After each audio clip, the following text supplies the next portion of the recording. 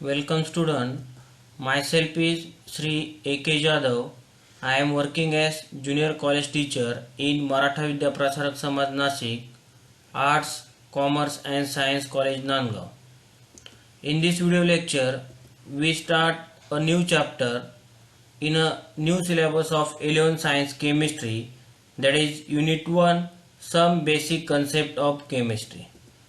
In this video, we learn some important points of this chapter, that is first one is introduction, then matter and classification of matter, pure substances and mixtures, and the last one is metal, non-metal and metalloids.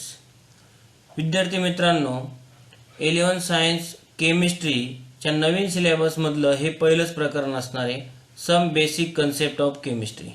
तर आजच्या ह्या video लेक्चरमध्ये आपण या चॅप्टरचे काही महत्त्वाचे जे मुद्दे असणार आहेत ते कव्हर करणार आहोत. त्यातला पहिला मुद्दा असणार आहे इंट्रोडक्शन, त्यानंतर मॅटर, क्लासिफिकेशन ऑफ मॅटर म्हणजे काय असणार आहे तोही मुद्दा आपण बघणार आहोत. त्यानंतर प्युअर सबस्टन्सेस अँड मिक्सचर्स, यामध्ये दोघांमधला फरक आणि त्याचे काही एक्झाम्पल जे असणार आहेत त्याच्या माध्यमातून आपण हाही मुद्दा समजून घेणार आहोत.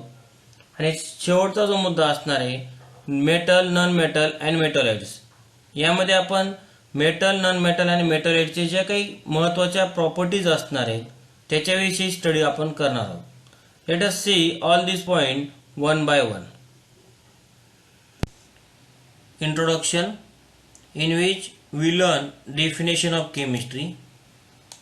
It is defined as the branch of science which deals with the study of composition, structure and properties of matter and changes which the matter undergo under different conditions and laws which govern these.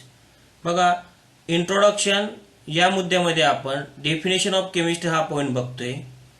तर यामध्ये काय दिले बघा, विज्ञानाची एक अशी शाखा आहे की जिच्यामध्ये study of composition, structure and properties of matter. Matter means पदार्थ. या पदार्थाचा कंपोजिशन, स्ट्रक्चर आणि प्रॉपर्टीज काय असणार आहे याचा अभ्यास केला जाणार आहे. आणि that matter changes undergo under different conditions. हा जो मॅटर किंवा हा जो पदार्थ असणार आहे त्याचा जो चेंज असणार आहे अंडर डिफरंट कंडिशन्सला, तर त्यावेळेस तो काही त्याचे लॉ जे असणार आहे तो फॉलो करणार आहे. तर या सगळ्यांचा जो अभ्यास आपण विज्ञानाच्या ज्या शाखेत करणार आहोत तर ती शाखाच म्हणजे काय असणार आहे केमिस्ट्री. त्यालाच आपण मराठीमध्ये रसायनशास्त्र असं म्हणतो. That is only about the definition of chemistry. पुढचा मुद्दा बघू आपण, ब्रांचेस ऑफ केमिस्ट्री. आता ब्रांचेस ऑफ केमिस्ट्री, आता ऍक्च्युली 11वी आणि 12वीचा जर विचार केला आपण, there are 5 main branches of chemistry. The first one is organic chemistry, then inorganic chemistry, physical chemistry, biochemistry and the last one is analytical chemistry. आता आपण one by one ह्या 5 ज्या ब्रांचेस असणार आहेत केमिस्ट्रीच्या त्याचा आता आपण स्टडी करूया. Organic chemistry. आता ऑर्गॅनिक केमिस्ट्रीमध्ये कशाचा अभ्यास केला जाणार आहे? It is the sub branch of chemistry in which we study the compounds which containing carbon as a main or constituent element. तर ही एक केमिस्ट्रीची अशी एक शाखा आहे की जिच्यामध्ये आपण कार्बन कंटेनिंग कंपाऊंड जे असणार आहे त्याचा प्रामुख्याने अभ्यास हा करणार आहोत. म्हणजे काय, अशी कंपाऊंड की जिच्यामध्ये कार्बन हा मेन किंवा मेजर एलिमेंट त्या ठिकाणी असणार आहे, अशा कंपाऊंडचा स्टडी आपण केमिस्ट्रीच्या ज्या शाखेत करतो त्याला आपण ऑर्गॅनिक केमिस्ट्री असं म्हणतो. अदर दॅन कार्बन कंपाऊंड्स, त्याच्या व्यतिरिक्त जे काही कंपाऊंड्स असणार आहेत तर त्यांचा अभ्यास आपण हा इनऑर्गॅनिक केमिस्ट्री या केमिस्ट्रीच्या सब ब्रांचमध्ये करत असतो. That is only about the inorganic chemistry. त्यानंतर फिजिकल केमिस्ट्री. फिजिकल केमिस्ट्रीमध्ये काय असणार आहे? It is the sub branch of chemistry in which we study the behaviour of matter at its molecular and atomic level and how the chemical reactions are occur. आता बघा, physical chemistry ही जी काही केमिस्ट्रीची सब branch असणार आहे हिच्यामध्ये जे material असणार आहे किंवा जो मॅटर असणार आहे त्याचं जो काही बिहेवियर असणार आहे त्याच्या मोलिक्युलर किंवा ॲटॉमिक लेवलला त्याचा अभ्यास आपण करणार आहोत. म्हणजेच काय की एखादी रिॲक्शन का घडत असते तर त्याचा स्टडी आपण ह्या ठिकाणी करणार आहोत. आणि मग त्यासाठी आपण काही प्रिन्सिपल्स असतील, काही लॉज असणार आहेत ते फॉलो करणार आहोत. तर या सगळ्यांचा जो स्टडी असणार आहे तो फिजिकल केमिस्ट्रीमध्ये असणार आहे. उदाहरणार्थ आपण प्रॉपर्टीज ऑफ गॅसेस हा मुद्दा आपण स्टडी करणार आहोत. आता याच्यामध्ये काय करणार आहेत आपण प्रॉपर्टीज ऑफ गॅसेसमध्ये. तर प्रॉपर्टीज ऑफ गॅसेसमध्ये जर सपोज आपण म्हटलं की गॅस हा वेगवेगळ्या टेम्परेचरला, प्रेशरला कसा बिहेव करतो याचा जर आपल्याला स्टडी करायचा असेल तर काही लॉज किंवा काही प्रिन्सिपलच्या माध्यमातून आपण त्याचा अभ्यास हा करू शकतो. मग त्याचा अभ्यास आपण केमिस्ट्रीच्या ज्या सब ब्रांचमध्ये करत असतो तर ती सब ब्रांच म्हणजेच काय असणार आहे, फिजिकल केमिस्ट्री असणार आहे. येते लक्षात. त्यानंतर पुढचा जो मुद्दा येतोय तो बायोकेमिस्ट्री. आता बायोकेमिस्ट्री म्हणजे काय असणार आहे, तर या केमिस्ट्रीच्या शाखेमध्ये आपण लिव्हिंग थिंग्स ज्या असणार आहेत त्याचा आपण स्टडी करणार आहोत. मग लिव्हिंग थिंग्स म्हणजे कोणत्या आल्यात मग तिथं प्लांट आणि ॲनिमल. प्लांट आणि ॲनिमलचा जो डिटेल स्टडी आपल्याला करायचा असणार आहे तर जो असणार आहे बायोकेमिस्ट्री या शाखेत आपण करणार आहोत. आणि शेवटची जी शाखा असणार आहे that is the analytical chemistry. आता ॲनालिटिकल केमिस्ट्रीमध्ये आपण काय करणार आहोत, तर ह्या केमिस्ट्रीच्या सब ब्रांचमध्ये आपण अनालिसिस ऑफ कंपाऊंड, एखाद्या कंपाऊंडचं अनालिसिस आपण त्या ठिकाणी करणार आहोत. आणि मग ते अनालिसिस जे असणार आहे ते क्वालिटेटिव्हली पण असणार आहे आणि क्वांटिटेटिव्हली पण असणार आहे. की त्या जो काही कंपाऊंड असणार आहे त्याच्यामध्ये जे वेगवेगळे इलिमेंट्स असणार आहे तर ते इलिमेंट्स कोणकोणते ते आपण बघणार आहोत. आणि त्या इलिमेंट्सचं पर्सेंटेज त्या ठिकाणी किती असणार आहे ते पण आपण त्याचा स्टडी जो असणार आहे तोही आपण या ठिकाणी करणार आहोत. तर ती जी काही केमिस्ट्रीची शाखा असणार आहे की जिच्यामध्ये आपण अनालिसिस ऑफ कंपाऊंड हे करत असतो तर ती शाखा जी असणार आहे that is the analytical chemistry. That is only about the definition of chemistry and the branches of chemistry. Okay. Matter, it means anything which occupies space and has a mass, that is called as the matter. विश्वातली अशी कोणती वस्तू असेल की जिला वस्तुमान आहे आणि ती जागा व्यापते त्याला आपण म्हणतो मॅटर, किंवा मराठीमध्ये त्याला आपण पदार्थ असं म्हणतो. एक्झाम्पल बघूया आपण मॅटरची. तर ही खुर्ची आहे बघा, ह्या खुर्चीला काहीतरी वस्तुमान असणार आहे, ती जागा पण व्यापते. किंवा दुसरं एक्झाम्पल आपण घेतलं पेन, त्यालाही काहीतरी वस्तुमान आहे, तो जागा पण व्यापतो. And that's why we call these are the examples of matter. असे आपल्याला नंबर ऑफ एक्झाम्पल सांगता येईल. ब्लॅकबोर्ड असेल, डस्टर असेल, खेळण्यातली बॅट असेल, बॉल असेल, etcetera. Because all these they have the mass and they occupy the space. That's why we call that are the examples of matter. Let us see the classification of matter. Matter they are sub-classified into two main groups, that is pure substance and the mixture. Then pure substance are again sub-classified as elements and compounds, and mixtures are classified as homogeneous and heterogeneous mixture. Again the elements are sub-classified as metals, non-metals and metalloids. आता या ठिकाणी बघा classification of matter हा मुद्दा बघण्या अगोदर आपण matter म्हणजे काय हे आधी समजून घेतले. आता ह्या मॅटरचं क्लासिफिकेशन कसं असणार आहे तर ते दोन बिग ग्रुपमध्ये दिलेले, एक प्युअर सबस्टन्स आणि दुसरा असणार आहे मिक्सचर. आता प्युअर सबस्टन्स जो असणार आहे परत त्याचे सब ग्रुप दिलेले आहेत एलिमेंट्स आणि कंपाऊंड्स. परत हा एलिमेंट जो असणार याचे परत सब क्लासिफिकेशन आहे मेटल, नॉन मेटल आणि मेटलॉइड्स.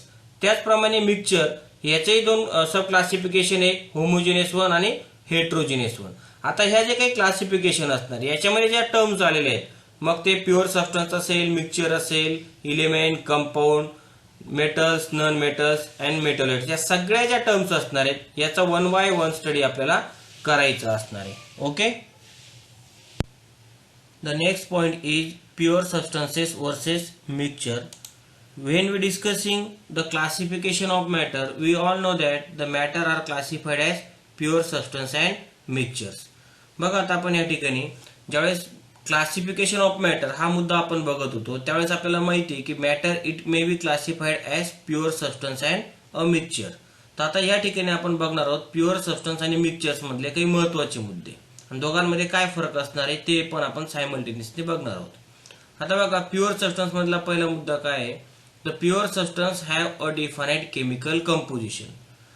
प्युअर सबस्टन्स हा जो असणार आहे याला डिफाइन्ड केमिकल कंपोजिशन असणार आहे. लक्षात. त्याच्या उलट mixtures have no defined chemical composition. Mixtures मध्ये काय असणार आहे तर डिफाइन्ड कंपोजिशन हे त्या ठिकाणी नसणार आहे, हे लक्षात घ्या. दोघांमध्ये हा खूप महत्वाचा फरक आहे. दुसरा मुद्दा काय असणार आहे, they always have the same properties regardless of their origin. Pure substance काय असणार आहे तर त्यांच्या ज्या प्रॉपर्टीज असणार आहेत दे have the same properties regardless of their origin. त्यांचं ओरिजिन काय याचा काही फरक पडत नाही, त्यांच्या प्रॉपर्टीज ज्या असणार आहेत त्या सबस्टन्सच्या ह्या सेम असणार आहे. त्याच्या उलट जर इथं कंपोजिशनच हे डिफाइनाइट नाहीये तर त्यांच्या प्रॉपर्टीज ह्या काय असणार आहेत, they also does not have a definite properties. आलं लक्षात. मग तर आता याची एक्झाम्पल काय असणार आहे प्युअर सबस्टन्सची, तर pure metal or a distil water. त्याच्या उलट मिक्सचरचे काय एक्झाम्पल असणार आहे, तर पेंट आणि कॉन्क्रीट. आता बघा या ठिकाणी हे जे एक्झाम्पल्स असतील या एक्झाम्पलवरूनही तुम्हाला हे दोघं मुद्दे व्यवस्थित त्या ठिकाणी एक्सप्लेन करता येतील. आता प्युअर सबस्टन्स जर पाहिलं आपण, मेटल घ्या, कुठलंही गोल्ड घ्या, सिल्वर घ्या, किंवा आपण या ठिकाणी जे दिलेलं आहे डिस्टिल वॉटर, ते जर तुम्ही पाहिलं तर त्या ठिकाणी त्यांचे जे काही कंपोजिशन असणार आहे. आता ह्या ठिकाणी आपण जर डिस्टिल वॉटर पाहिलं तर डिस्टिल वॉटरमध्ये वॉटर म्हटलं तर तिथं 2 हायड्रोजन 1 ऑक्सिजन आलाय. जर आपण एक मॉलिक्यूल जर आपण वॉटरचा कन्सिडर केला तर त्याच्यामध्ये 2 हायड्रोजन आणि 1 ऑक्सिजन असतो, बरोबर आहे. मग आता जर त्या ठिकाणी जर तुम्ही डिस्टिल वॉटरचं ओरिजिन जर पाहिलं तर ते काही असेल तरी त्यांच्या प्रॉपर्टीज ज्या असणार आहेत त्या वॉटरच्या ह्या सेम असणार आहे आणि त्यांचं कंपोजिशन सुद्धा हे काय असणार आहे, हे फिक्स असणार आहे किंवा डिफाइनेट असणार आहे. तसंच आपण जे प्युअर मेटल घेतलं, गोल्ड घ्या, सिल्वर घ्या, तर त्यांचं जे काही कंपोजिशन असणार आहे आणि त्यांच्या ज्या प्रॉपर्टीज असणार आहेत ह्या मात्र काय असणार आहे, डिफाइनेट असतील. आलं लक्षात. That is the pure substances. आणि त्याच्या उलट जर आपण मिक्सचरचं पाहिलं तर त्यांचं कंपोजिशन जे असणार आहे ते पण डिफाइनेट नसणार आहे आणि त्याचमुळे त्यांच्या प्रॉपर्टीज सुद्धा ह्या वेगळ्या असणार आहेत. आता जर हे पेंट घेतलं बघा, पेंट जर पाहिलं तर इथं काय असणार आहे, mixture of oil, pigment and additive. इथं हे जे पिक्चर पाहिलं तुमचं लक्षात येईल की इथं वेगवेगळे आता पेंट बनवत असताना वेगवेगळे मिक्सचर जे असणार आहेत, ऑइल्स असेल, पिगमेंट असेल, काही ऍडिटिव्ह त्या ठिकाणी आपण सबस्टन्सेस जे असतील ते ऍडिटिव्ह म्हणून आपण त्या ठिकाणी ऍड करत असतो आणि यातून मग आपल्याला पेंट हा तयार होत असतो. हे काय असणार आहे, पेंट मग हे काय झालं, मिक्सचर झालं. कशाचं झालं हे मिक्सचर, तर ऑइल, पिगमेंट आणि ऍडिटिव्हचं. तर याचं जर तुम्ही कंपोजिशन पाहिलं तिथं फिक्स नाहीये. इथं ऑइल किती मिक्स करायचं, पिगमेंट किती असणार आहे, ऍडिटिव्ह इथं सगळं त्या ठिकाणी जे असणार आहे हे फिक्स नसणार आहे. म्हणून मग यांच्या ज्या प्रॉपर्टीज असणार आहेत ह्या पण काय असणार आहेत, हे डिफाइनेट नसणार आहे, हे लक्षात घ्या. आलं लक्षात. तसंच आपण कॉन्क्रीटचं जर एक्झाम्पल घेतलं तिथं सुद्धा बघा, सँड, सिमेंट, वॉटर हे जर सगळं मिक्स केलं तर आपल्याला कॉन्क्रीट त्या ठिकाणी मिळतं. पण इथं सुद्धा कंपोजिशन हे फिक्स नसणार आहे. तुम्ही इथं किती वॉटर ऍड करतायत, इथं त्या ठिकाणी नंतर सँड किती ऍड करतायत, इथं असं कुठेही कंपोजिशन फिक्स नाहीये आणि म्हणून यांच्या प्रॉपर्टी सुद्धा ह्या काय असणार आहे त्या ठिकाणी डिफाइनेट नसतात, हे लक्षात घ्या. हेच तुम्हाला प्युअर सबस्टन्सेस वर्सेस मिक्सचर्स या मुद्द्यामध्ये एक्सप्लेन करता येईल. आलं लक्षात. मग त्यानंतर पुढचा मुद्दा बघा, इथं काय आहे तर pure substance are further divided into elements and compounds. आता क्लासिफिकेशन मध्ये आपण बघितलं की matter are classified as pure substance and mixtures. Again pure substance are classified as element and compound. मग आता एलिमेंट अँड कंपाऊंड मध्ये त्याचं क्लासिफिकेशन काय असणार आहे डिटेल्स मध्ये आपल्याला बघायचं. त्यात आता पहिला मुद्दा आला एलिमेंट. मग एलिमेंटची डेफिनेशन काय असेल, elements are pure substances which can not be broken down into a simpler substance by ordinary chemical changes. बघा या ठिकाणी एलिमेंट जे काय असणार आहे तर they are the pure substances which can not be broken down into a simpler substance. म्हणजे हे प्युअर सबस्टन्सेस असणार आहे आणि त्यांचं आपण इझिली ब्रोकन जे असणार आहे तर ते बाय ऑर्डिनरी केमिकल चेंज किंवा ऑर्डिनरी केमिकल मेथडने आपण त्यांचं इझिली ब्रेकडाऊन हे करू शकणार नाही.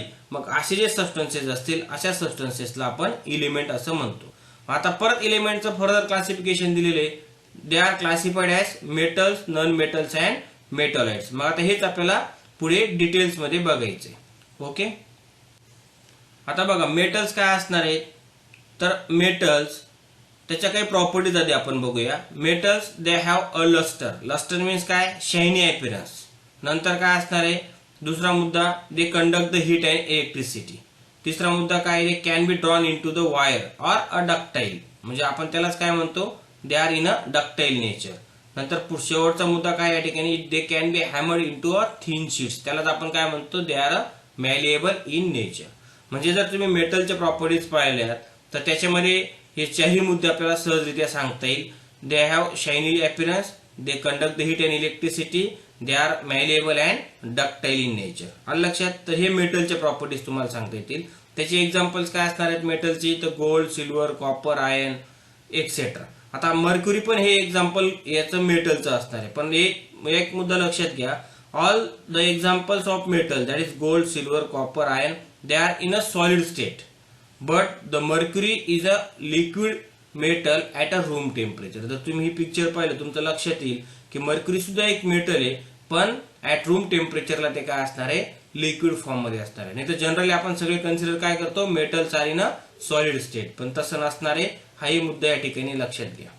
ठीक आहे. त्यानंतर पुढचा मुद्दा आहे नॉन मेटल्स. आता नॉन मेटल्स काय असणार आहे, याच्या उलट असणार आहे. They do not have a lustre. अपवाद पण इथं मात्र लक्षात घ्या, डायमंड आणि आयोडीन हे याला मात्र काय असणार आहे, शायनी अपीअरन्स असणार आहे. आणि other than this there is no shiny appearance, त्यालाच आपण दे हॅव नो लस्टर असं आपण म्हटलं. त्यानंतर पुढचा मुद्दा काय, इथं मेटल काय म्हटलं, दे conduct the heat and electricity. इथं मात्र काय असणार आहे, they are a poor conductors of heat and electricity. आता इथं सुद्धा अपवाद आहे, तर तो कोणता असणार आहे, ग्राफाइट. ग्राफाइट मात्र काही प्रमाणात त्या ठिकाणी हीट अँड इलेक्ट्रिसिटी कंडक्ट करत असतो. अदर दॅन धिस बाकीचे मात्र काय असणार आहे, they are poor conductors or may be called as the insulators. Okay, म्हणजे ते इलेक्ट्रिसिटी आणि हीट कंडक्ट करत नाही, किंवा केलीच तर खूप प्रमाणात त्या ठिकाणी खूप कमी प्रमाणात त्या ठिकाणी इलेक्ट्रिसिटी आणि हीट जी असणार ती कंडक्ट करत असणार आहे. ठीक आहे. त्यानंतर पुढचा मुद्दा आहे, ते cannot be hammered into sheets or drawn into the wire because they are brittle. जर तुम्ही पाहिलं तर मेटल्स मात्र काय असणार आहे, ते ओढून तारा पण आपण काढू शकतो आणि ठोकून पत्रे पण तयार करू शकतो. पण इथं मात्र त्याच्या उलट आहे. कारण का, तर या ठिकाणी दे आर ब्रिटल इन नेचर. इथं आपण त्याच्या ओढून तारा पण नाही काढू शकत किंवा ठोकून त्याचे पत्रे पण तयार करू शकत नाही. कारण का, तर they are in a brittle in nature, म्हणजे ते इझिली ब्रेक होतात. आणि so that's why they do not have the ductile or malleable nature. Okay. नंतर त्याचे एक्झाम्पल काय असणार आहे, तर आयोडीन, नायट्रोजन, कार्बन एक्सेट्रा ही त्याची एक्झाम्पल असणार आहे. कशाची, तर नॉन मेटलची. ओके. नंतर पुढचा मुद्दा आलेला आहे मेटलॉइड्स. मेटलॉइड्स काय असणार आहे बघा, some elements they have properties intermediate between metals and non-metals and they are called as the metalloids or it may be called as the semi-metals. जर तुम्ही पाहिलं एक्झाम्पल याची मेटलॉइडची, तर ते काय असणार आहे, आर्सेनिक, सिलिकॉन आणि जर्मेनियम. म्हणजेच काय, मेटलॉइड काय असणार आहे, तर हे मेटल्स आणि नॉन मेटल्स या दोघांच्या प्रॉपर्टीज या त्या ठिकाणी शो करत असतील तर त्याला आपण मेटलॉइड्स म्हणतो. म्हणजे असे सबस्टन्सेस की जे मेटल्स किंवा नॉन मेटल्स या दोघांचे प्रॉपर्टी शो करतात, त्यांना आपण काय म्हणतो, मेटलॉइड्स म्हणतो. आणि लक्षात किंवा त्याला आपण सेमी मेटल्स पण असं म्हणतो. मग अशी कोणती एलिमेंट्स आहेत, तर तुम्ही पाहिलं तर आर्सेनिक, सिलिकॉन, जर्मेनियम ही ते मेटलॉइडची काय असणार आहेत, एक्झाम्पल असणार आहेत. तर हे that is the basic points regarding the metals or the classification of element as metals, non metals and metalloids. Okay.